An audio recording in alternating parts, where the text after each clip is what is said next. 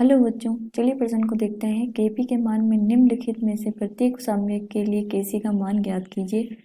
2NOCl अभिक्रिया करके 2NO plus Cl2 देता है। Kp का मान 1.8 गुणा 10 की घात -2 500 केल्विन ताप पर। तो हमें क्या दिया गया है कि Kp का मान दिया गया है और Kc का मान हमें ज्ञात करना है। तो हमारी जो अभिक्रिया है 2NOCl अभिक्रिया करके क्या देता है NO प्लस Cl2 और Kp का मान भी दिया गया है और हमें निकालना है Kc का मान। तो अब हम हमारी अभिक्रिया की मुख्य अवधारणा लिखेंगे। मुख्य अवधारणा तो क्या हो जाएगी, क्रिया का आम्य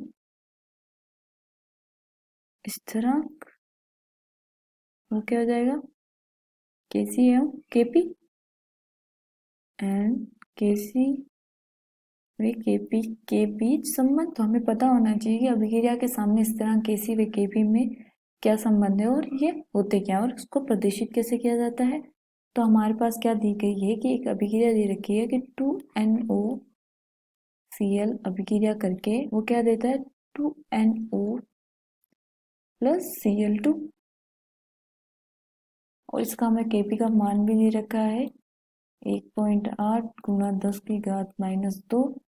तापमान दे रखा है 500 केल्विन। निकालना क्या है Kc का मान। ठीक है, तो हम जानते हैं कि Kp व Kc में संबंध क्या होता है, Kp बराबर Kc गुणा RT की घात डेल्टा Ng।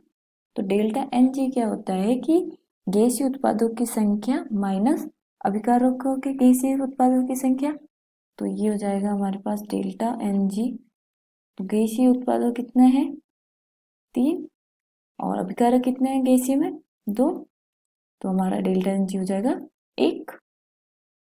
तो Kp बराबर Kc RT की घात 1 हो जाएगी। तो Kc का मान यहाँ से क्या लिखेंगे हम Kp बटा RT। Kp का मान दिया गया है 1.8 गुणा 10 की घात -2। R क्या है हमारा गैस नहीं था तो वो जाता है 0.0821। तापमान क्या है 500 केल्विन।